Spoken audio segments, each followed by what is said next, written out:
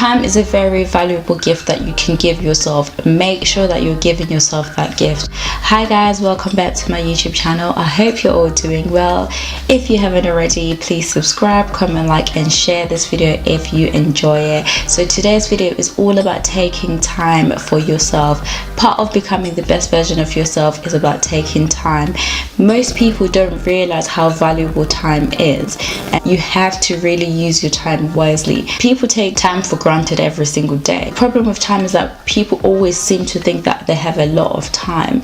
I'll do this later because I've still got the rest of the day. I'll do this on the weekend because I'm busy during the week. I'll start working on my business proposal. I'll start going to the gym next week, tomorrow, but tomorrow actually never comes. You have to really think about now. Take advantage of the time. Time doesn't wait for you. You have to actually realize how important it is and use it efficiently.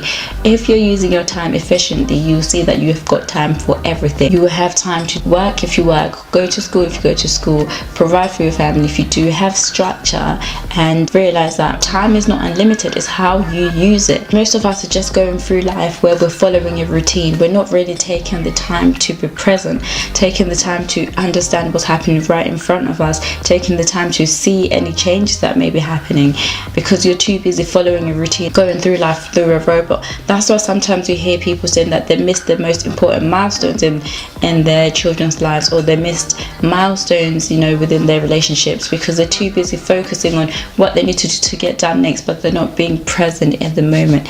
Be present. Take in your surroundings. If you have free time, don't just immerse yourself in scrolling through social media. Take time to realize and appreciate the world around you.